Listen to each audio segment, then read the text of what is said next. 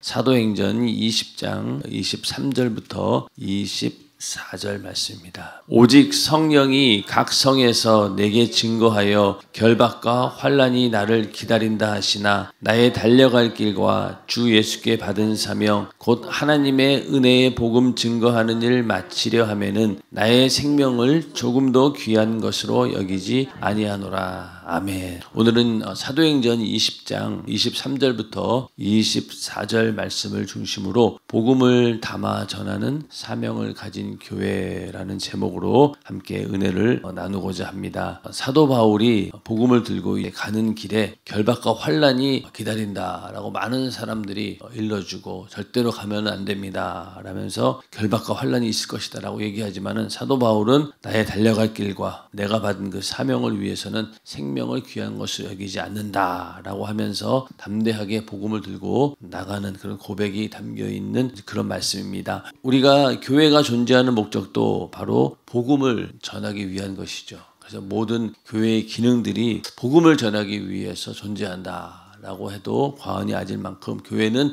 오직 복음을 전하기 위해서 존재하는 곳입니다. 그런데 오늘날 많은 교회가 복음을 전해야 된다라고 하는 그런 사명을 잃어버리고 오히려 자기네들끼리 모여서 그냥 하나의 친교단체처럼 변질되는 그런 것도 있고 또 도대체가 부흥되지 않고 숫자가 늘어나지 않고 오히려 점점 줄어드는 그런 교회들도 많이 있습니다. 그만큼 이 복음을 전하라고 하신 그 사명을 감당하지 못하기 때문에 또 많은 사람들이 요즘에는 복음을 전하기가 너무 힘들다 이렇게 얘기를 합니다. 시대가 많이 바뀌었고 또 코로나 이후로 사람들의 마음이 닫혀져 있고 사람들끼리 서로 만나는 대면하는 것조차도 꺼리끼는 그런 시대에서 복음을 전한다라고 하는 것이 얼마나 힘든 일인가. 그러면서 이런저런 방법을 통해서 다시 교회가 새롭게 접근 방법을 바꿔야 된다. 이런 얘기도 하는 사람들도 많이 있습니다. 그런데 코로나 이후로 많은 사람들이 하고 있는 이야기가 본질로 돌아가야 된다. 원래 기독교가 초대교회가 했던 그런 방법대로 소그룹 중심의 모임을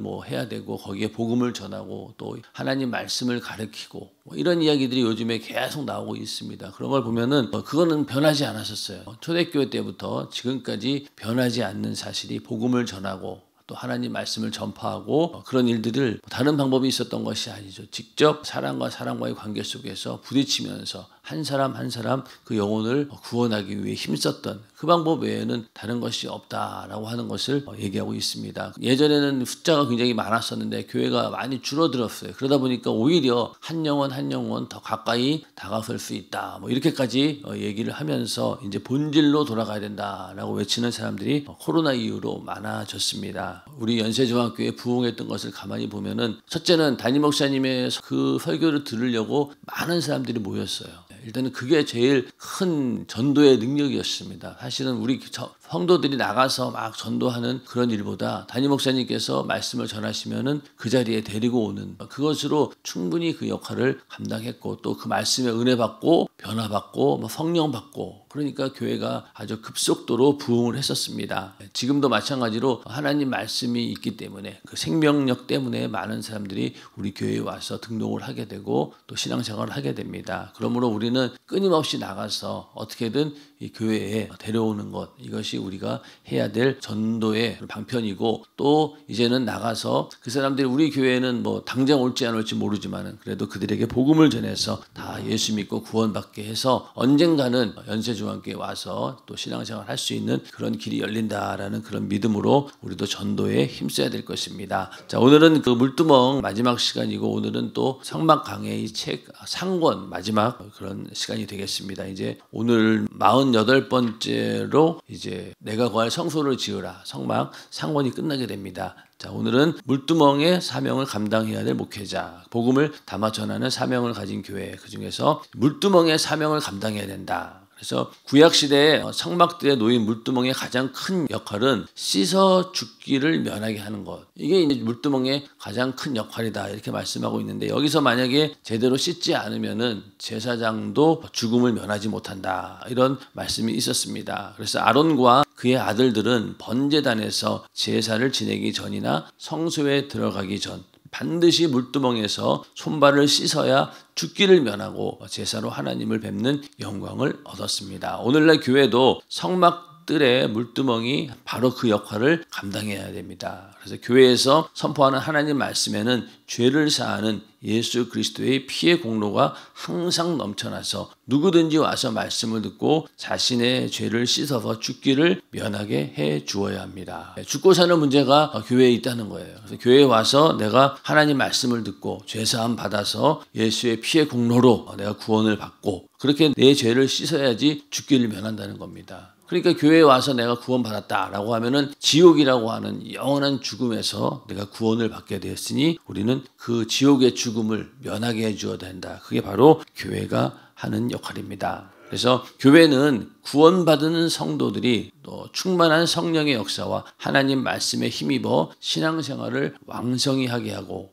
또 이웃에게 왕성히 복음을 전하게 해주어야 합니다. 즉 하나님 말씀을 듣고 죄를 씻어서 살고 또 그렇게 산 자들이 성령으로 인도받게 해주는 곳이 바로 교회입니다. 먼저는 내가 이곳에 와서 말씀을 듣고 구원받았습니다. 그리고 또 그 이후로 성령의 역사가 충만케 해서 하나님 말씀을 듣고 신앙생활 할 수 있도록 해주는 것도 교회이고 또 그러다 보면은 이웃에게 복음을 전할 수밖에 없다는 거죠. 내가 말씀을 듣고 살았으니까 나도 이렇게 살았으니 이제 또 다른 사람에게도 복음을 전해서 그들도 성령으로 인도받게 해주는 것 바로 그것이 교회입니다. 그래서 하나님 말씀으로 예수의 보혈로 성령으로 항상 충만한 물두멍의 역할을 하는 것이 바로 오늘날 교회입니다. 물두멍에다가 물을 가득 채워놓으라고 했죠. 그런 것처럼 하나님 말씀으로 채워져 있어야 되고 또 예수의 보혈로 채워져 있어야 되고 또 성령으로 항상 충만하게 이렇게 교회가 채워져 있어야 된다는 겁니다. 그래서 언제든지 교회에 왔을 때 하나님 말씀을 들을 수 있고 또 예수의 피를 만날 수 있고 또 성령의 역사를 경험할 수 있는 그런 교회가 되어야 되는데 바로 그런 물두멍의 역할을 해야 되는 것이 바로 오늘날 교회입니다. 그래서 교회가 씻어 죽기를 면하게 하는 물두멍의 사명을 잘 감당하려면 먼저는 목회자가 물두멍이 되어야 됩니다. 성도가 와서 설교 말씀을 듣고 예수의 피로 속죄함을 받아 죽기를 면하게 해주는 것이 목회자의 가장 큰 사명입니다.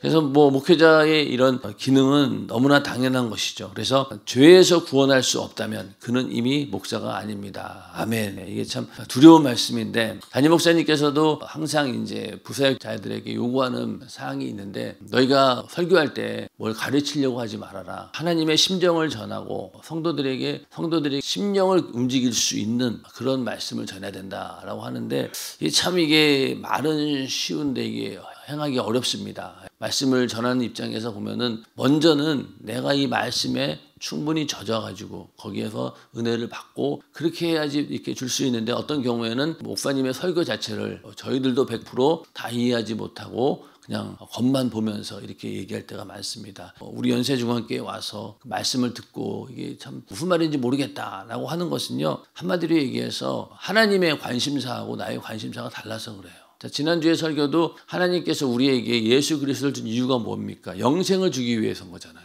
근데 많은 사람들이 오늘 교회 다니는 목적이 영생을 얻으려고 오는 게 아니에요. 그러니까 말씀을 아무리 들어도 귀에 안 들어와요. 왜? 나의 관심사가 아니니까. 맞습니까? 나는 지금 잔뜩 돈 버는 게 목적이고 출세하는 게 목적이고 애들 공부 잘 시켜서 어떻게든 잘 키우는 것 이게 목적인데 교회 와서 매일 그냥 영생 얘기하고 죄사함 얘기하고 예수의 피에 대해 얘기하고 그러니까 나의 관심사하고 맞지 않으니까 은혜가 될 리가 없지요. 아무리 들어도 이 귀에 들려오질 않아요. 그런데 어느 날 이 신앙생활 하는 것이 정말로 중요하고 영혼의 때를 위해 사는 것이 정말로 중요하구나라고 깨닫게 되는 순간부터 어떻습니까? 뭘 말씀이 다 들려와요. 그때부터 영생이 목적이 되니까. 근데 대부분 말씀에 은혜 못 받는 이유는 관심이 없으니까. 영생에 대한 관심이 없어요. 그러니까 중고등부 학생들 그 나이에 영생 이런 거에 관심 있는 학생들이 있겠어요? 없어요. 그런데 성경은 가만히 보시면은 모든 목적이 바로 영생에 있고 또 죄사함 받아야 된다. 그것이 제일로 중요한 우리 인생의 사건인데 거기에 대한 관심을 갖지 않으니까 이게 말씀이 들려오지 않는 겁니다. 예. 그러니까 옆에 뭐 남편을 데려오고 또 자녀들 데려왔는데 억지로 오는 사람들은 어때요? 관심이 없으니까 그냥 졸고 그냥 전혀 귀를 기울이지 않습니다. 그러다가 이제 관심사가 하나님과의 관심사가 딱 맞아 떨어졌을 때 그때부터 이제 말씀이 들려오는 거죠. 그런 것처럼 우리가 하나님 말씀이 내 귀에 들려오지 않는다라고 하는 것은 그만큼 내가 하나님의 일에 관심이 이제 점점 사라지고 있다라고 하는 겁니다. 우리는 항상 말씀이 내 귀에 잘 들려올 때 그때는 바로 하나님의 관심사하고 나의 관심사가 딱 맞아 떨어지고 있구나. 그럴 때 이제 은혜를 우리가 많이 받게 되는 겁니다. 우리는 절대로 교회가 전하는 복음은 변질돼서는 안 된다는 거예요. 영생을 주기 위해서, 죄사함을 주기 위해서 하나님께서 그 아들을 보내셨는데 우리는 교회에 와서 자꾸만 엉뚱한 걸 얻으려고 하니까 이게 은혜가 안 되는 겁니다. 그러다 보니 이제는 아예 그렇게 교회가 원하는 목적을 예를 들어서 인생의 성공이다, 또 여러 가지 이 땅에서 뭔가를 얻으려고 하는 그런 사람들끼리 이제 모여요. 그런 사람들끼리 모여서 우리들끼리 그런 말씀 듣고 우리들끼리 으쌰으쌰 하자.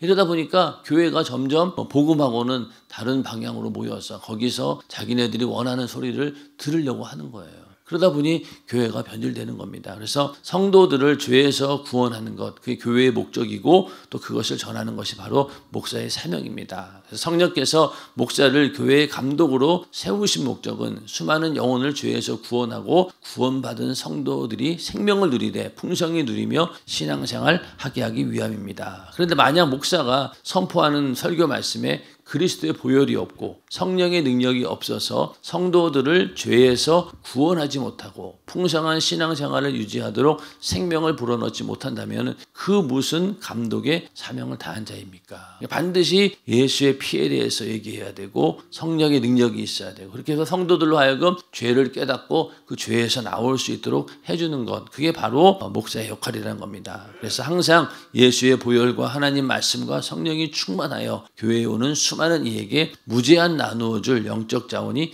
풍성해야 합니다. 성도들을 저주와 질병과 온갖 고통과 환난과 핍박에서 건져 보존하고 목사 자신도 음부의 권세가 교회를 이기지 못하도록 철저하게 믿음으로 보존해야 합니다. 예수의 보혈, 하나님 말씀, 성령 충만, 이게 바로 우리가 소유해야 될 물두멍 안에 들어가야 될 내용들이라는 거죠. 목사뿐만이 아니라 성도들도 마찬가지입니다. 오늘날 교회가 씻어서 죽기를 면하게 하는 물두멍의 사명을 제대로 감당하려면 성도들 역시 물두멍이 되어야 합니다. 사람들이 교회에 와서 말씀을 들어야 회개할 수 있고 교회에 와야 예수를 만날 수 있습니다. 이처럼 교회가 한 장소에 머물러 복음을 전한다면 성도들은 이웃을 찾아다니며 복음을 전합니다. 여기 보면 교회는 고정된 물두멍이고 성도들은 움직이는 물두멍이라는 거예요. 이게 이제 교회는 딱 고정돼 있잖아요. 그러면 사람들을 이제 데리고 와서 우리가 이제 은혜를 받게 하고 데리고 오지 않습니까? 그렇지만은 또 각각 또 우리는 교회죠.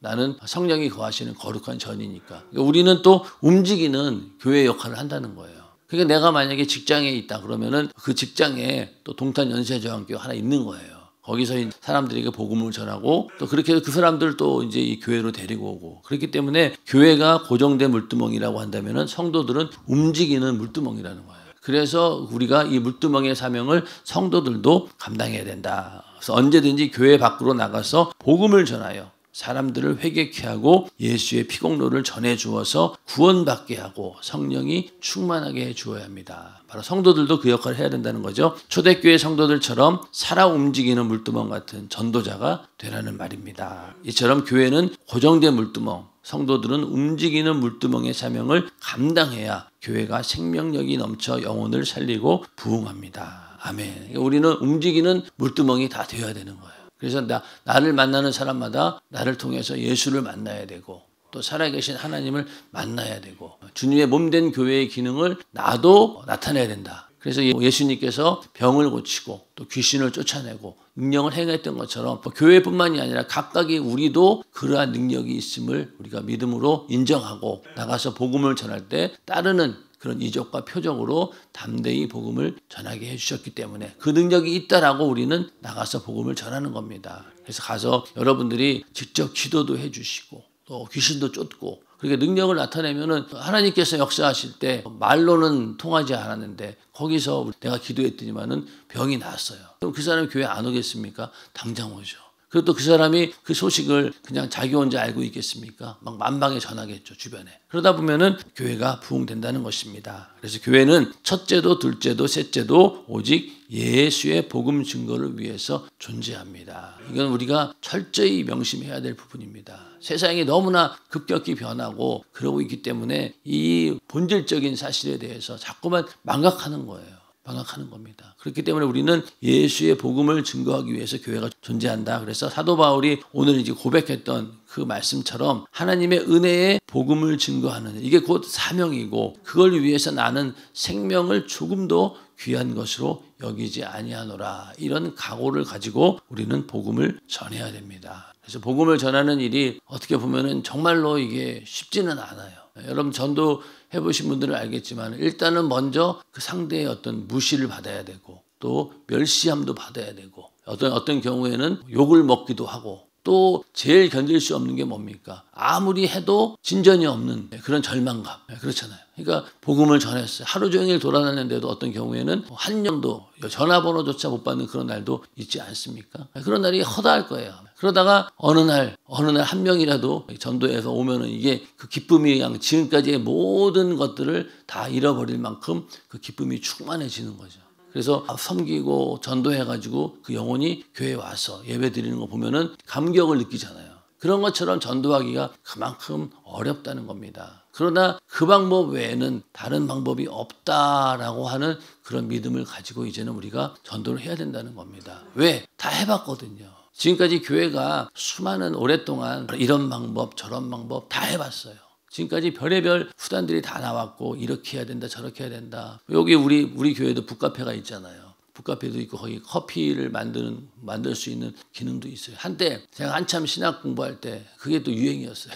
그래서 북카페를 하면은 교회가 부흥된다. 그래가지고 너나 나나 그냥 그 북카페 만들어서 어떤 경우는 목사가 막 바리스타 자격증도 따가지고 막 커피 만들어주고 이러면 동네 사람들이 와가지고 여기 와서 서로 대화도 하고 그러면서 자연스럽게 복음을 전하고 말은 그럴듯하죠. 근데 사실 여기 북카페에 우리 이 동네 주민이 와서 커피 마셔요? 쳐다보지도 않아요. 왜? 주변에 더 좋은 게 많은데 저기 좀만 내려가면은 뭐 스타벅스가 있고 뭐 좀만 가면 여기 보니까 뭐 테라로사도 있더라고. 저기 서울에 있는 테라로사 같은 것도 있고. 근데 여기 와가지고 커피 마실 일이 없죠. 원두가 좋은 게 얼마나 많고 집에서만 해도 더 맛있는 게 많은데 여기 와가지고 커피 먹으러 여기 오겠어요? 안 와요 이제는. 그런 경험들을 이제 목회자들이 많이 했다가 언제 결정타를 맞았냐면 코로나 때였어요. 그때 완전히 바닥까지 내려간 거죠. 그러니까 이제는 아무것도 할 수 없는 게 없구나. 이제는 오직 본질로 돌아가서 복음을 직접적으로 사람 붙들고 전하는 것 외에는 다른 방법이 없구나. 여기까지 이제 온 거예요.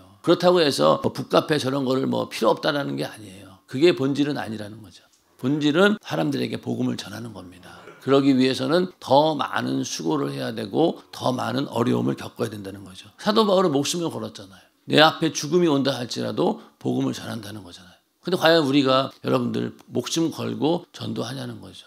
만약에 차별금지법 이런 게 생겨서 복음을 전하다가 잡히면은 경범죄 해당해가지고 벌금 내고 어떤 경우에는 끌려간다, 경찰서에 끌려간다라고 하면은 아마 복음 전하는 사람이 없을걸요. 전단지 같은 거 붙일 때도 거기 보면 막 뭐에 의해서 법에 저촉됩니다. 그것만 들어도 흠칫하고 막 물러서잖아요.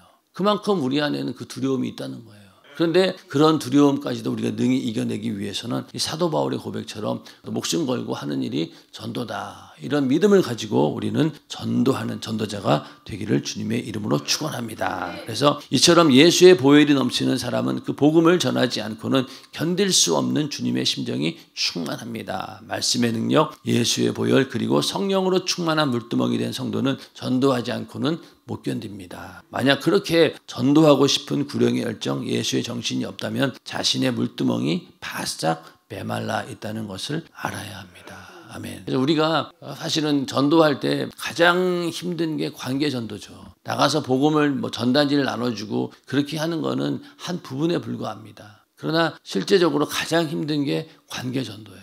여러분들 가족들 전도하기가 제일 힘들잖아요. 쉬우면서도 어려워요.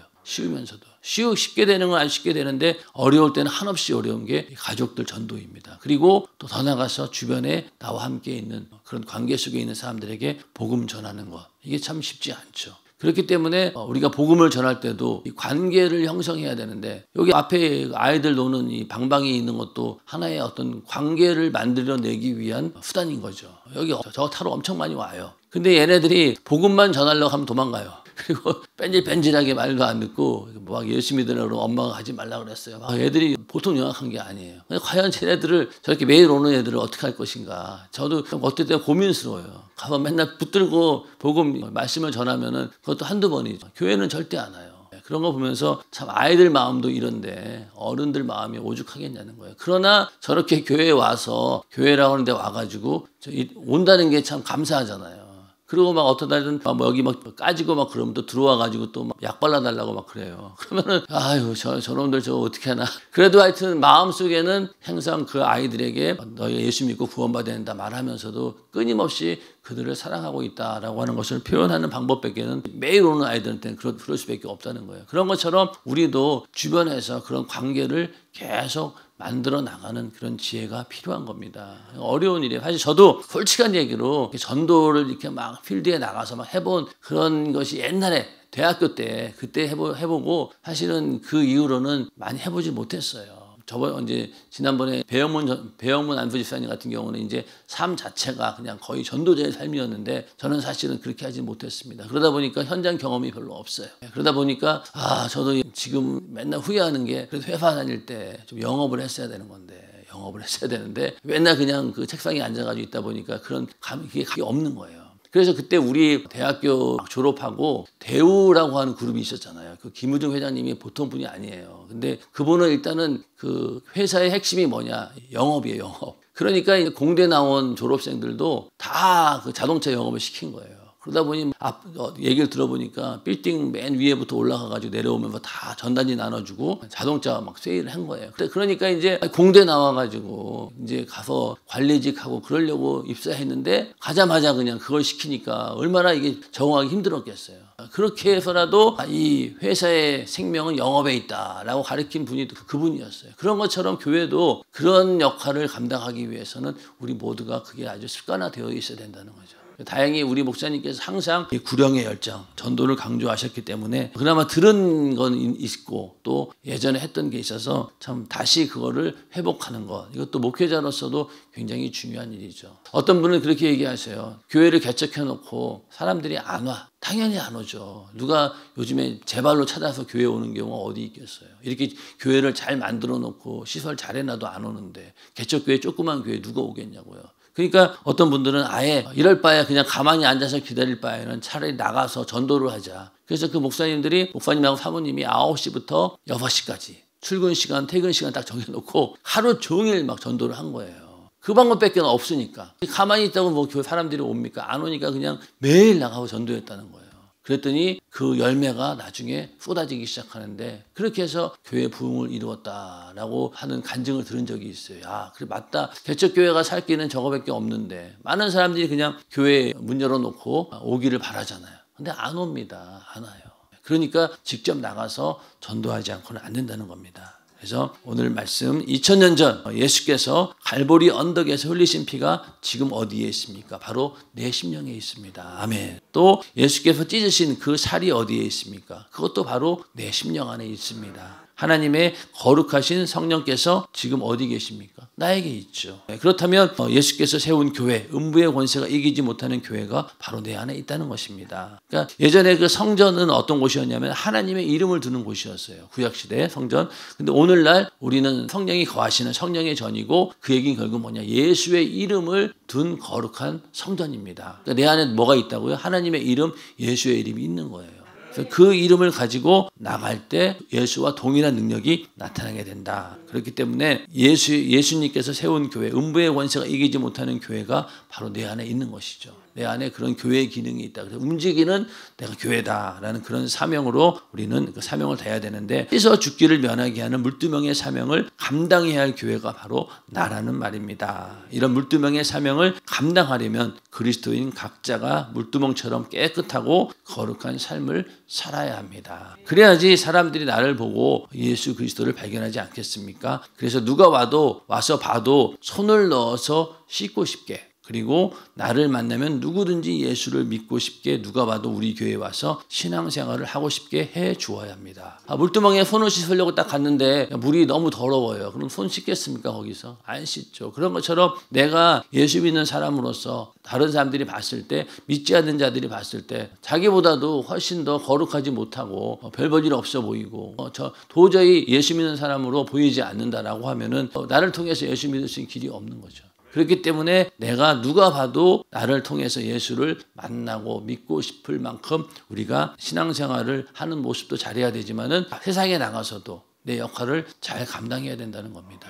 직장에서도 교회 다닌다고 맨날 와서 새벽 예배 드리고 와서 그럼 맨날 졸기만 하고 그러고 또 시간 딱 되면은 그냥 무조건 막 퇴근하는데 일은 제대로 안 하고 그러면은 절대로 그 회사에서 인정받지 못하고 예수 믿는 사람으로서 오히려 손가락질 받습니다. 그러니까 예수 믿는 사람으로서 오히려 더 그냥 정신을 바짝 차리고 열심히 일할 수밖에 없어요.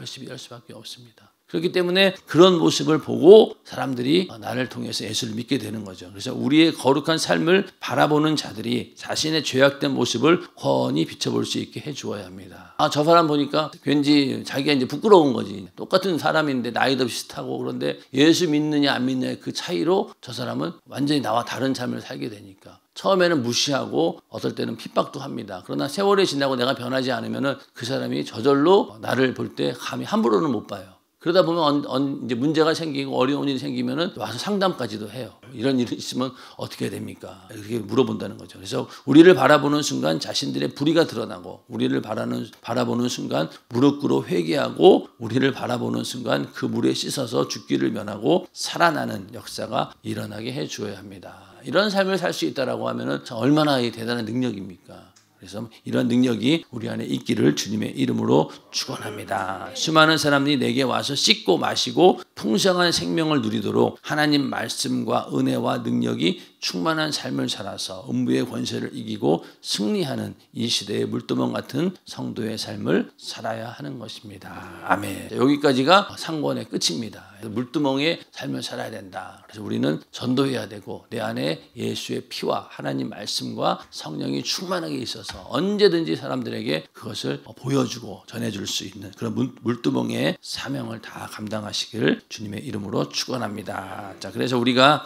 처음에 하나님이 함께 하시는 성막에 대한 개요, 그리고 기초, 그리고 성막의 재료들에 대해서 우리 공부했었고 성막들에 들어가서 문, 번제단, 또 부속기구들, 물두멍까지 공부를 했습니다. 이제 학원에 가서는요, 이제 성소, 그 안에 있는 떡상, 등대, 분향단, 그리고 또 지성소 안에 있는 휘장, 법궤, 지성소 공부를 하게 되고 그 다음에 이제 여기까지만 봐도 이제 성막은 끝나요. 그 다음에 성막에서 하는 일이 제사니까 제사에 대한 이야기가 쭉 나옵니다. 그래서 지금 48번을 했으니까 아마 학원도 그 정도면 될 것 같아요. 그러니까 4월, 5월이면 다 끝나지 않을까. 그런 생각을 하게 됩니다. 그래서 여러분들 성막 강해 이제 책 한 번 봐가지고는 금방 이해가 안 돼요. 저는 이 성막 목사님 설교 들었죠. 그 설교를 정리해가지고 신문에다가 매주마다 기재했었죠. 그걸 다시 또 책으로 만들었죠. 또 이거 또 유튜브로 한번 했었어요. 이미 전부 다.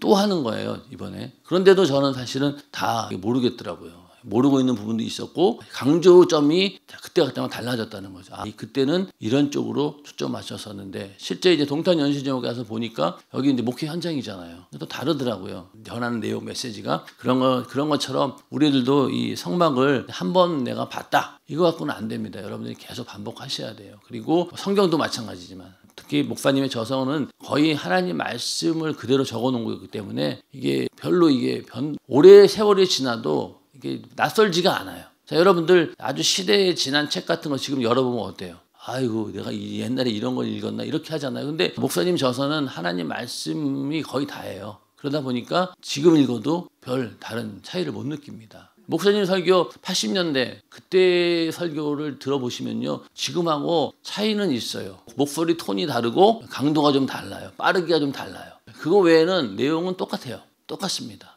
변하지 않았어요. 그러니까 마찬가지로 목사님 저서도 언제 읽어도 동일한 은혜가 있는 거예요. 왜? 다른 게 섞이지 않았기 때문에.